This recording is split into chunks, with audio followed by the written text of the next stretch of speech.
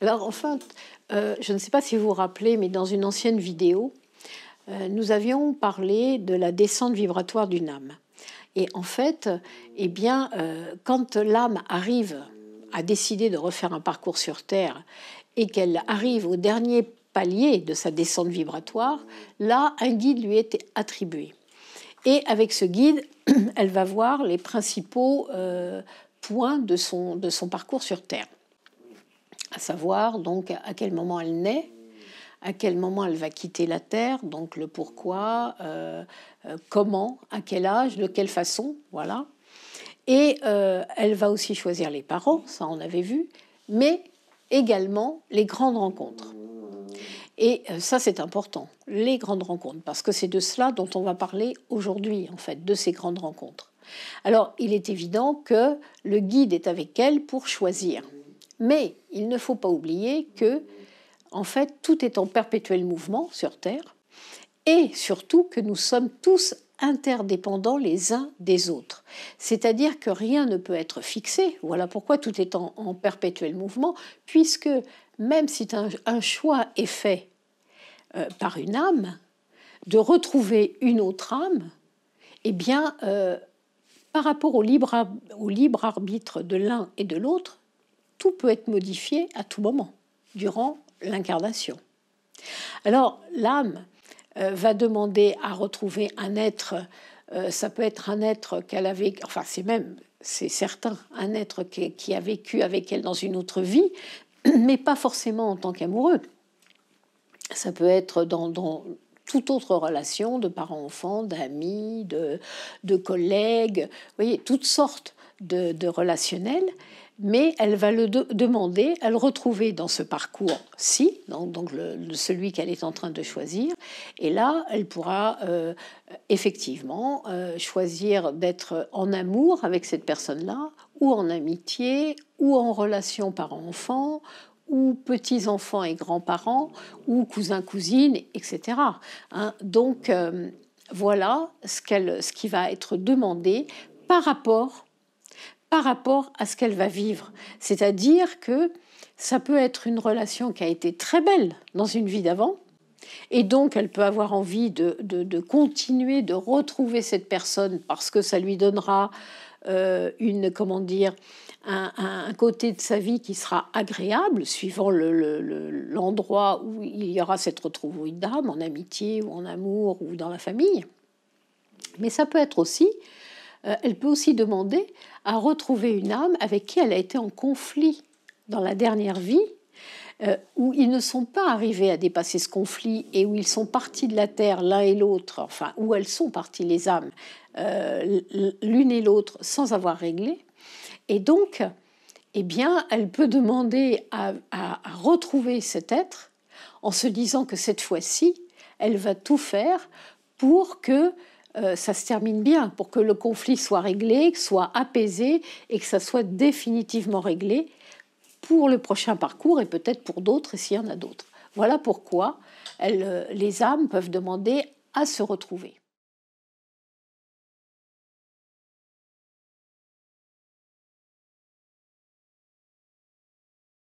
Oui, c'est indispensable. C'est indispensable parce que, en fait, l'âme va demander à retrouver une autre âme. Donc, chaque âme, chacune des deux, va avoir son guide. Et en fait, le guide de l'une et de l'autre va étudier si cela est juste pour ce parcours, si ça ne va pas poser trop de soucis, les retrouvailles de ces deux âmes. Donc, par rapport à ce qu'ils ont vécu, ce que les êtres ont vécu dans le parcours précédent, eh bien, chacun des guides va étudier et va donner son accord pour qu'effectivement son protégé puisse retrouver l'âme qu'il a demandé à revoir sur cette terre et avec qui il a demandé d'avoir un passage dans sa prochaine incarnation, en fait. Donc oui, les guides doivent donner leur aval pour que ça puisse se faire, mais un petit peu par rapport à tous les choix qui vont être qui vont être demandés par l'âme. Le guide derrière voit si c'est juste ou pas, ou si ça peut amener trop de soucis, en fait. Donc la plupart du temps, pour des retrouvailles d'âme, les guides sont tout à fait d'accord, l'un et l'autre, pour que les deux âmes puissent se retrouver.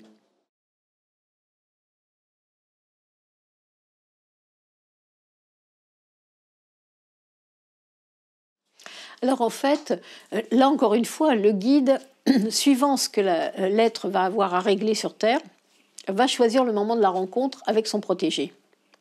Vous avez des rencontres d'âmes, des retrouvailles d'âmes qui se font alors que les deux êtres sont encore des enfants. Et ils vont se connaître très tôt à l'école ou quoi, et puis ils vont rester toujours liés. Il y en a même qui vont arriver soit rester amis toute leur vie, soit devenir amoureux en étant ados ou adultes. Donc il y a des rencontres qui se font soit dans l'enfance, soit dans l'adolescence. Tout dépend pourquoi et de quelle manière ils vont se retrouver.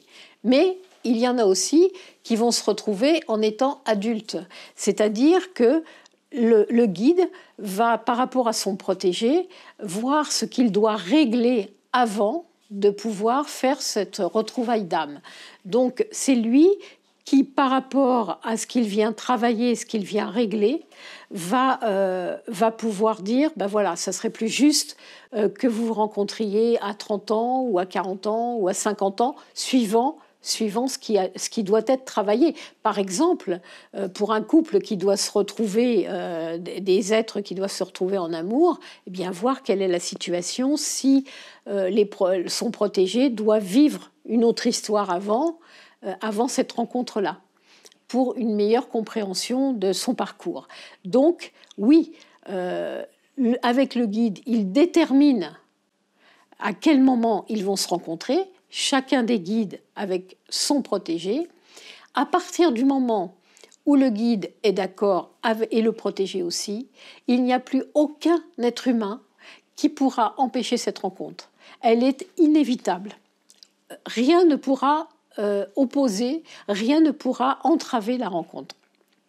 Et à ce propos, je vais vous raconter une anecdote par rapport à une consultation que j'ai vécue, une personne qui est venue me consulter il y a déjà pas mal d'années, pour vous dire à quel point, en fait, quand la rencontre doit se faire, eh bien, le guide intervient et rien, absolument rien peut l'empêcher. En fait, c'est une femme qui était venue me consulter et elle se plaignait en me disant, de toute façon, elle m'expliquait qu'à l'époque, elle se plaignait qu'elle pouvait rencontrer personne, qu'elle n'arrivait pas à rencontrer un conjoint dans sa vie, qu'elle était tout le temps seule, qu'elle en avait assez. Bon, cette femme, elle habitait en région parisienne, en banlieue, et elle me disait, ben voilà, pourtant, je vais travailler sur Paris, je prends les transports, je vais manger souvent dans des petits restaurants à côté de mon travail et tout ça, je rencontre personne. Et elle me dit, à l'époque, je désespérais un petit peu. Des amis un jour lui disent, écoute, on veut faire un voyage en Chine, on te propose de venir avec nous. Cette femme me dit, bon, moi j'étais un peu casanière, donc aller faire un voyage en Chine, j'avais pas trop envie. Elle me dit, vous savez, en plus, je me disais, rencontrer, je peux pas vraiment, puisque je sors pas de chez moi.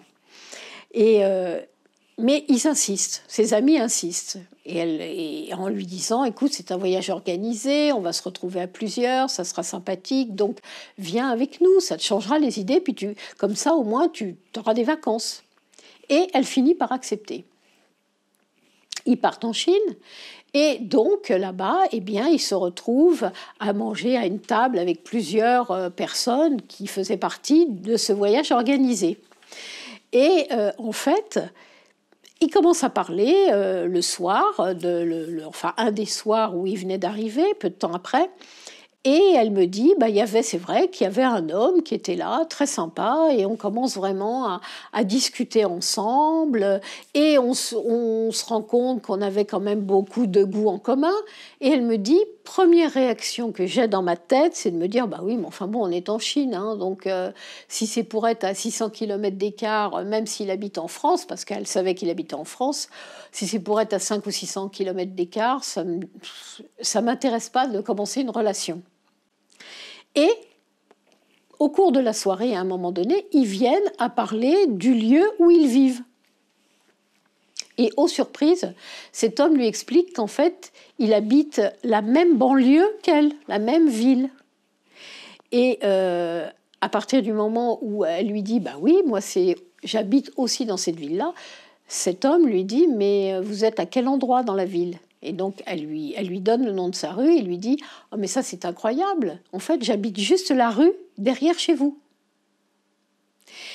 Vous voyez comment c'est magnifique. Alors, quand elle est venue me voir, ils vivaient ensemble déjà depuis presque une dizaine d'années, ils étaient super heureux, mais elle me dit c'était incroyable, j'arrivais pas à rencontrer en étant dans cette ville, alors que lui habitait la rue derrière moi, mais après j'ai compris que effectivement les heures où je partais travailler et où lui partait travailler, on pouvait jamais se croiser. Donc, vous voyez bien que le guide, même s'il faut, puisque là ils se sont rencontrés en Chine pour finalement finir par être ensemble alors qu'ils habitaient à 2 rues l'un de l'autre, vous voyez que le guide, quand il s'agit de provoquer la rencontre que 2 âmes ont demandé, de toute façon il va y arriver. Et il y a aussi autre chose qui me fait sourire, c'est que souvent les guides, quand ils entendent une personne me dire ah ben, de toute façon je sors pas, je sors jamais, donc je peux pas rencontrer, et les guides me répondent elle sort jamais sa poubelle, elle va jamais acheter une baguette, voilà, elle va jamais à sa boîte aux lettres. Nous, ça nous suffit.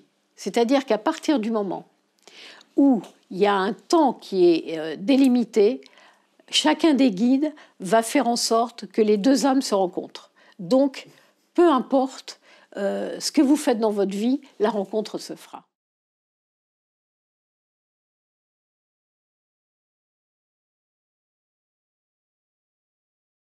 Alors oui, pour la plupart du temps, oui.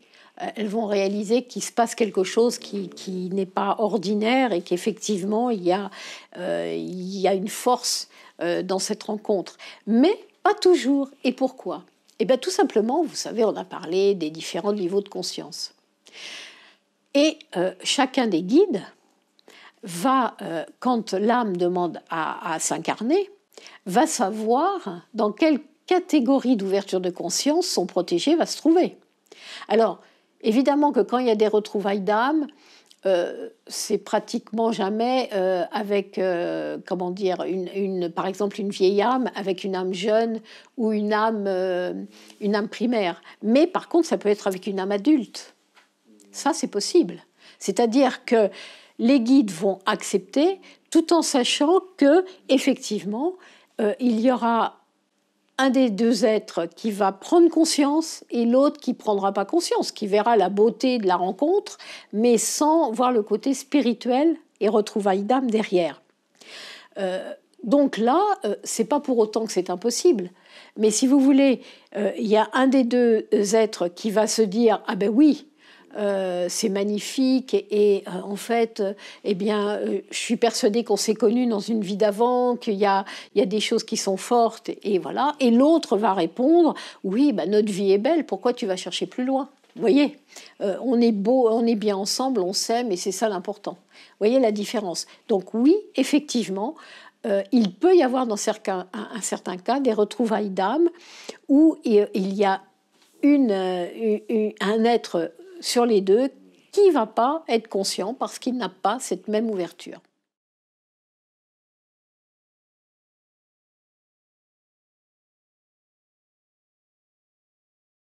Alors, on a vu que donc, les 2 êtres, avec le guide, ont choisi un moment précis pour rencontrer l'autre personne. Donc ça peut être, c'est pas forcément au même âge, enfin peu importe ça, mais chaque personne sait qu'elle doit, enfin l'âme sait que en tant que personne, elle devra rencontrer à un moment précis l'autre être qu'elle veut retrouver dans cette vie. Simplement, pour que cela soit en place, il faut que chacun des 2 ait réglé le domaine concerné complètement avant la rencontre. C'est-à-dire que tout soit mis en place avant que cette rencontre se fasse. Par exemple, pour un domaine sentimental, si vous avez des êtres qui étaient en couple, il faut absolument que chacun des êtres ait quitté son foyer avant la rencontre, que tout soit réglé. Sans ça, la rencontre ne pourra pas se faire. Alors, elle va se faire, mais ça ne tiendra pas, parce qu'il y aura forcément un décalage entre les deux êtres. Et c'est ça, là, les guides nous disent, c'est important. C'est-à-dire, alors, pourquoi la personne ne sera pas prête? Pourquoi la personne n'aura pas réglé? Pour la peur d'être seule, par routine. Après, les personnes vont se trouver quantité de prétextes pour ne pas avoir quitté le foyer, alors qu'elles savaient de toute façon que le couple était voué à l'échec, que c'était plus possible. Mais elles sont restées. Et donc, quand la vraie rencontre va arriver, forcément là, ça va créer un décalage. Pourquoi? Parce que les guides nous expliquent bien qu'en fait, ce qui est important, c'est que quand une personne quitte son conjoint ou sa conjointe, il faut au moins 3 mois au guide pour la réparer, c'est-à-dire pour la nettoyer des vibrations de son ex-conjoint ou de son ex-conjointe. Au moins 3 mois, et que pendant ces 3 mois, la personne soit seule. Donc, à partir du moment où cette période n'est pas respectée, qu'est-ce qui se passe? Eh bien, si la rencontre, les retrouvailles d'âme se font, la personne qui n'a pas quitté son conjoint, son ex-conjoint à temps, va le quitter pour partir avec la nouvelle personne rencontrée. Donc, en fait, c'est comme s'il y avait un couple à 3, puisque la personne a encore sur elle les vibrations de son ex-conjoint ou de son ex-conjointe. Donc, à partir de là, eh bien, si ce timing n'est pas respecté, si la personne n'a pas complètement réglé avant de rencontrer, le couple commencera à boiter. Même s'il y a beaucoup d'amour, il y aura toujours un décalage qui se fera parce qu'il y en a un qui n'était pas prêt au moment donné. C'est-à-dire que, en tant qu'âme, cet être était persuadé qu'il aurait tout réglé avant. Mais dans le conscient, on sait qu'il y a la peur, la peur du vide, la peur de se retrouver à tout recommencer à zéro ou quoi, qui fait que la plupart du temps, on entend les humains dire oui, non, ça va pas, mais bon, j'attends de rencontrer quelqu'un et là, je pourrais partir. Et les guides nous disent, ça c'est faux. Parce que si vous attendez de rencontrer quelqu'un pour partir d'un ancien foyer, automatiquement, vous savez que vous n'allez pas être nettoyé des vibrations et que quelque part, la situation vous amènera dans le mur parce qu'il y aura ce décalage qui sera tout le temps entre les deux. Un qui aura tout réglé, qui sera seul, et l'autre qui ne sera pas totalement seul, qui quittera l'ex-conjoint pour venir dans la nouvelle relation. Et là, comme ça n'aura pas été nettoyé convenablement par le guide, ça va créer des problèmes. Ça va créer des tensions. Donc vous voyez comment tout peut être en perpétuel mouvement, puisque en fait, eh bien, par le fait que une des deux personnes n'aura pas réglé à temps l'ancienne histoire, je dirais, elle va changer la programmation de la vie de l'autre. Vous voyez ?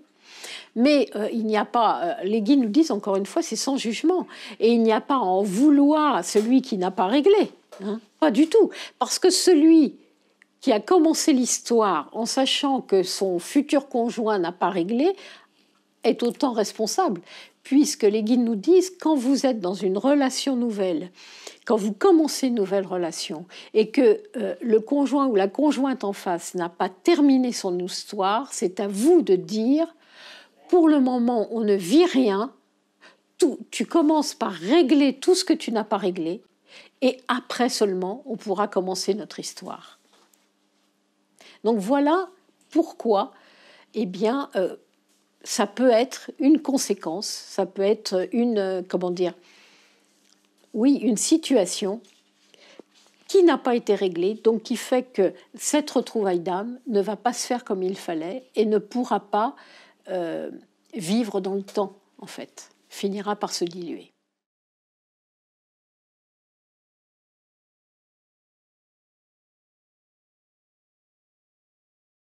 Oui. Alors donc, par rapport à l'exemple qu'on vient de donner, eh bien, en fait, les êtres ne pourront jamais se retrouver dans le futur, on dira, parce que le décalage existera toujours. Et comme ils auront déjà vécu quelque chose de compliqué, la rencontre ne se refera pas plus tard. Un autre exemple, c'est les retrouvailles d'âmes, deux êtres qui ont demandé à se retrouver, mais qui avaient besoin de se retrouver, mais en même temps, quand ils se rencontrent, ils sont mariés chacun de leur côté. Par respect pour le conjoint, par amour aussi, parce qu'ils aiment leur conjoint, et puis ils peuvent avoir les enfants, enfin, ils ont un couple, un foyer qui fonctionne bien, par respect pour ces conjoints, eh bien, ils vont décider de ne pas vivre ensemble. Ils vont décider que non, ils ne pourront pas se retrouver. Alors, soit ils accepteront de se voir en amis, mais la plupart du temps, ils vont préférer ne plus se voir pour ne pas souffrir, en se disant, ben voilà, de toute façon, notre couple marche bien, on n'a pas de raison de faire du mal au conjoint, donc on préfère, tant pis, renoncer à cet amour qu'on aurait pu vivre. Alors vous allez me dire, mais ils ont choisi avant, et ils savaient bien qu'ils allaient être mariés. Oui, mais en tant qu'âme, il ne faut pas oublier qu'en tant qu'âme, l'émotionnel et le temps n'est pas le même. Donc en tant qu'âme, ce qui peut paraître possible ne l'est plus forcément une fois qu'on est incarné. Dans cette situation-là, les guides nous disent, là par contre, si beaucoup plus tard, un des deux est veuf ou est en divorce, et puis l'autre est dans un couple qui n'est pas bien ou quoi, là, on leur redonnera une possibilité, il y aura de nouveau une rencontre possible pour qu'ils puissent au moins terminer leur vie ensemble. Si c'est une retrouvaille d'âme qu'ils ont demandé en tant qu'amour, on est bien d'accord, et pas en tant qu'amitié, ils pourront se retrouver. Une autre possibilité pour que les retrouvailles d'âme ne se fassent pas, c'est un couple, donc enfin les êtres se retrouvent, ceux qui doivent se retrouvent, mais ils sont mariés chacun de leur côté, et là, eh bien, ils décident, en fait, ils se disent, on ne va pas quitter notre couple, mais on va devenir amant et maîtresse. Donc, ils vont vivre cette double vie, en fait, en se retrouvant toujours amant et maîtresse pendant X années.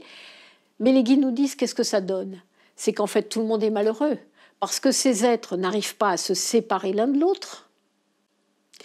Et en même temps, les conjoints finissent par se rendre compte qu'il y a une autre personne, qu'il y a une tierce personne, qu'il y a adultère. Donc ils nous disent là, ça fait 4 personnes malheureuses. Donc vous voyez que les retrouvailles d'âme, quand on parle des retrouvailles d'âme sur le point de vue amoureux, vous voyez que ce n'est pas si simple. Et que c'est pas facile d'avoir... Alors ça existe, hein. Il y a des êtres qui se retrouvent, qui sont ensemble et qui passent une vie magnifique parce qu'ils se sont retrouvés et que tout le contexte se prêtait à ce qu'ils puissent vivre bien. Mais c'est pas si évident que ça. Et la retrouvaille d'âme en amour, bien souvent, est compliquée. Alors, ce qui est le plus simple, les guides nous disent, c'est quand il y a de l'amitié, en fait. Quand il y a de l'amitié. Parce que, par exemple, dans le dernier exemple qu'on a pris, où ces êtres deviennent amants et maîtresses, quand à un moment donné, il y a trop de souffrance, il y en a un des deux qui peut dire « on va arrêter là » et puis en fait, on va transformer ça en amitié. Sauf qu'il y en a un qui pourra accepter d'être ami, mais l'autre, s'il est trop amoureux, il ne pourra pas supporter. Donc, il préférera ne plus voir la personne. Et donc, ils seront malheureux aussi, parce qu'on sait à quel point, quand deux âmes décident de se retrouver, eh ben, c'est pas si simple, après, de dire « on ne se voit plus ». Vous voyez ?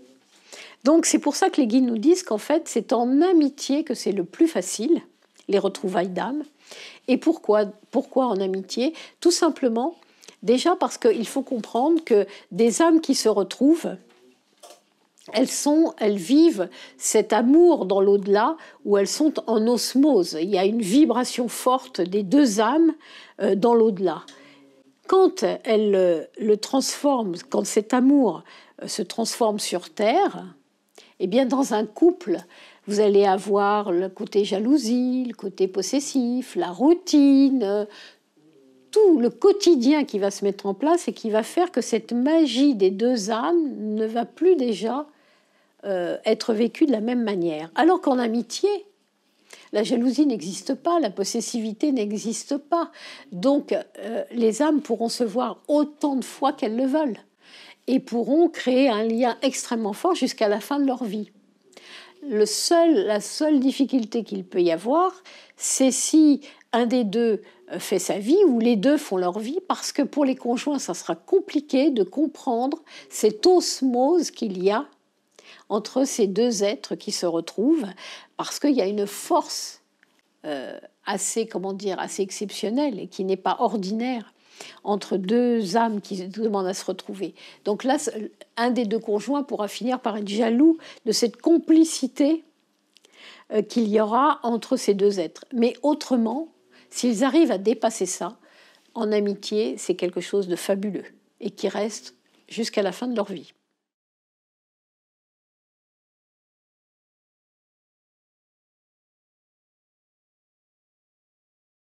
Alors, les âmes qui se retrouvent comme ça, les retrouvailles d'âmes, eh bien, les personnes disent toutes la même chose, c'est-à-dire qu'elles se sentent comme aimantées. Elles ont l'impression de s'être toujours connues. Et en plus, eh bien, elles n'ont même pas besoin de se parler parce que, en fait, elles savent avant que l'autre parle ce qu'il allait dire. C'est-à-dire qu'il y a une communion de pensée qui est exceptionnelle. Et tout cela fait que la plupart du temps, elles se disent il y a autre chose. C'est une force d'amour qu'on n'a jamais connue.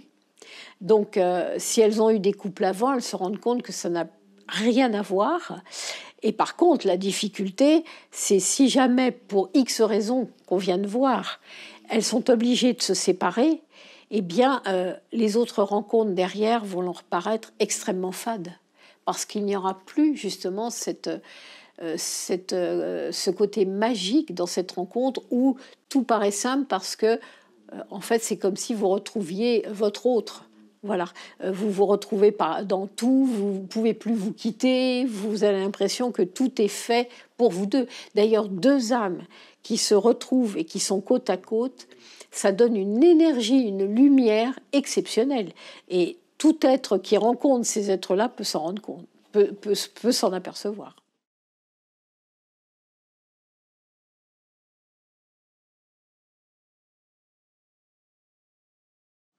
Alors, les guides nous disent que les retrouvailles d'âmes les plus belles, c'est lorsque, en fait, il y a un être qui est en enveloppe humaine et l'autre être qui est en enveloppe animale.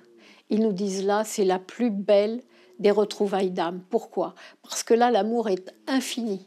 La complicité est exceptionnelle. Et en fait, il y a une osmose qui existe entre les deux êtres jusqu'à la fin de leur parcours, jusqu'à la fin du parcours de l'un des deux. Et donc là, l'amour est si fort que la retrouvaille d'âme peut être complète. Ils sont en concordance parfaite. Et ils peuvent communiquer, se comprendre l'un l'autre sans souci. Donc c'est vraiment, ils nous disent, la plus belle, c'est entre l'enveloppe animale et l'enveloppe humaine. Autre rencontre, retrouvaille d'âme qui peut être très très forte, c'est entre grands-parents et petits-enfants. Là, ils nous disent, c'est aussi des retrouvailles d'âme qui sont magnifiques parce que, en fait, il y a une complicité et un amour qui s'établit entre les deux qui est fabuleuse. Le seul problème qu'il peut y avoir, et les guides nous disent c'est important qu'on en parle parce que ça arrive souvent, et c'est pour faire comprendre aux personnes à qui ça arrive le pourquoi, c'est qu'il peut y avoir à un moment donné, si jamais les parents de l'enfant n'ont pas l'ouverture de conscience nécessaire, eh bien, à un moment donné, un des deux parents de l'enfant peut devenir jaloux de l'amour qui existe entre son père ou sa mère et son enfant. Prendre ombrage, et pour certains cas, c'est pour ça que les guides en parlent, ça peut aller jusqu'à rupture. c'est-à-dire où, à un moment donné, le parent va dire ça suffit, c'est pas toi la mère ou c'est pas toi le père, c'est moi. Donc, si c'est comme ça, bah, je coupe tout. Et là, pour le grand-parent et l'enfant, c'est aussi extrêmement difficile à vivre. Mais si les parents ont suffisamment d'ouverture pour le comprendre, là, c'est magnifique. Entre le grand-parent et l'enfant, eh bien, il va y avoir une complicité extrême aussi, et un lien qui va se créer, qui sera totalement, pur, et jusqu'à la fin du parcours du grand-père ou de la grand-mère, il y aura ce lien, et même au-delà, c'est-à-dire qu'il restera toujours cet amour entre eux qui sera indestructible.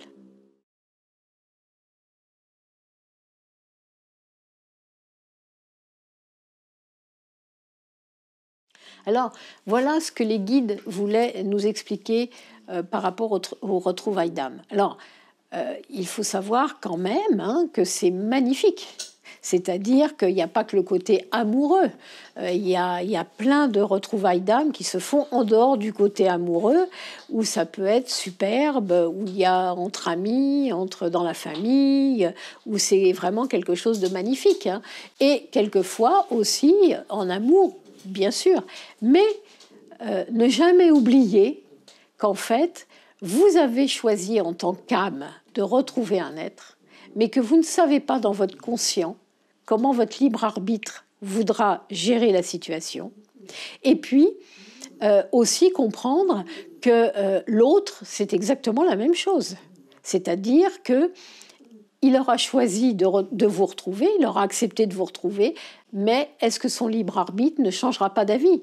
Un exemple que les guides nous donnent pour terminer, c'est-à-dire que vous pouvez avoir deux âmes qui demandent à se retrouver en amour, et puis qu'arrivé sur Terre, il y en a un des deux qui, dans son conscient, disent « Ah non, mais moi je ne suis pas du tout amoureux de cette personne, moi je veux de l'amitié, mais pas de l'amour, ça ne m'intéresse pas ». Et dans ces cas-là, tout sera transformé de nouveau, tout sera complètement changé dans le parcours de l'un, puisque l'autre ne voudra plus être en amoureux, mais en amitié.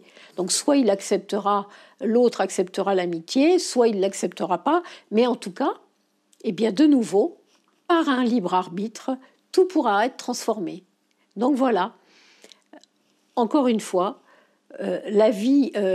rien n'est déterminé. Quand on entend souvent des personnes qui disent que c'est le destin, tout est tracé, absolument pas. Par notre libre arbitre, tout peut être changé à tout moment, tout est en mouvement. Voilà, écoutez, je pense qu'on va se retrouver bientôt parce que je vais faire une vidéo sur un personnage du 19e ou du 20e siècle très prochainement. Eh bien, j'espère que cette vidéo vous plaira. Et puis, je vous dis à très bientôt, à très vite. Merci.